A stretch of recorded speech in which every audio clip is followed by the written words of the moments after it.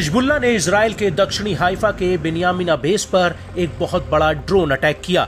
इस हमले में इजराइल के एयर डिफेंस सिस्टम में मौजूद खामियों की कलाई खोलकर रख दी।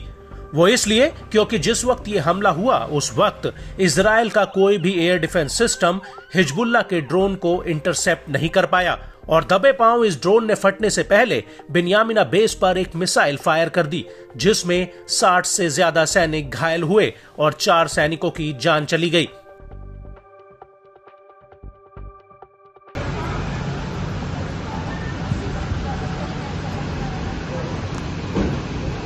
इस हमले ने इजराइल की ताकत पर बट्टा तो लगाया ही, साथ ही ये सवाल भी खड़ा किया कि क्या आईडीएफ हिजबुल्लाह के ड्रोन्स के आगे लाचार है और आखिर कैसे हिजबुल्लाह के ये ड्रोन हाइफा के इतनी भीतर तक घुस आए।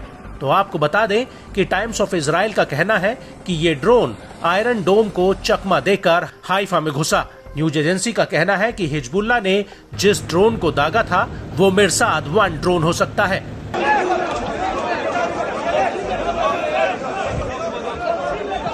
इस ड्रोन को ईरान में अबाबिल टी के नाम से जाना जाता है।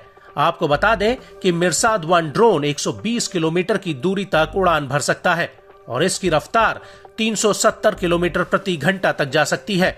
ये ड्रोन 40 किलो विस्फोटक ले जाने में सक्षम है और 3000 मीटर की ऊंचाई तक ये उड़ान भर सकता है।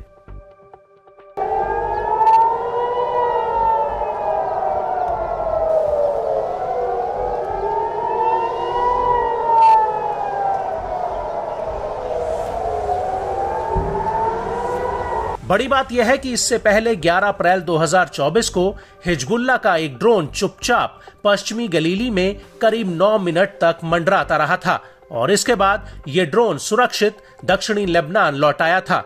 हालांकि हालिया घटना को लेकर इजरायली मीडिया का कहना है कि हिजबुल्लाह ने हाइफा पर 2 ड्रोन दागे थे। दोनों को ही आईडीएफ के रेडार ने चिन्हित कर लिया था।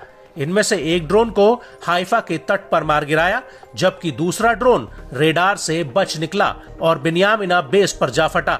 टाइम्स ऑफ इजराइल का कहना है कि इस ड्रोन के पीछे इजरायली जेट्स और हेलीकॉप्टर भागे थे, लेकिन ये रेडार से बच निकला और आईडीएफ इसे ट्रैक नहीं कर पाई।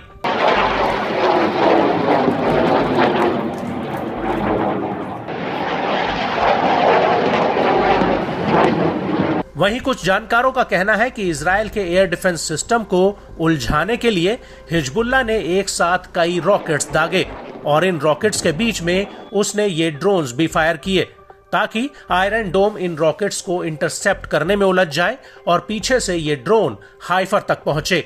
वहीं इजरायली एयरफोर्स का कहना है कि ये ड्रोन उत्तर पूर्व एकर के करीब 48 किलोमीटर की दूरी पर रेडार से गायब हो गया था और आईडीएफ को लगा कि ये ड्रोन क्रैश हो गया।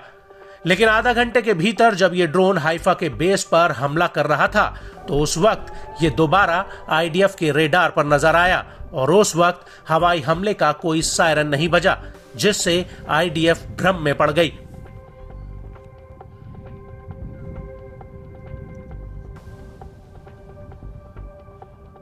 आपको बता दें कि अभी तक हिजबुल्लाह ने इजराइल पर 1200 से ज्यादा ड्रोन्स फायर किए हैं, जिनमें से 221 ड्रोन इजराइल के एयर डिफेंस में घुस आए थे। वहीं इजराइल के आल्मा रिसर्च इंस्टीट्यूट का कहना है कि उत्तरी बॉर्डर से करीब 559 ड्रोन पार करने की घटनाएं सामने आई हैं।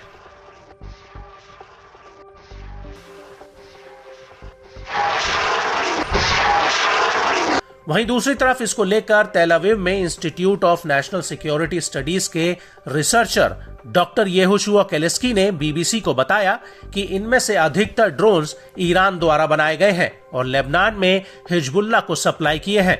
ईरानी ड्रोन्स का रेडार सिग्नेचर छोटा होता है और ये कम ऊंचाई पर उड़ सकते हैं, जिससे शुरुआती तौर पर इन्हें पहचानना मुश्किल है। कई बार तो इन्हें पक्षी समझकर एयर डिफेंस सिस्टम भ्रमित हो सकता है।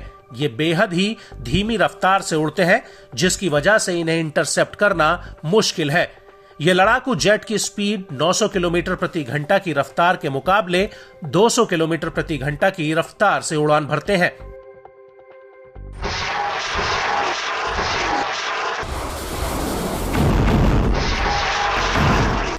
और इस सब के बीच ये कहना गलत नहीं होगा कि इजराइल को जल्द से जल्द हिजबुल्लाह के इन ड्रोन्स का कोई टिकाऊ और मजबूत तोड़ ढूंढना होगा, और इजराइल ऐसा करने में कामयाब होता है तो हिजबुल्लाह के साथ इस बार इजराइल की जंग की दिशा और दशा बदल सकती है।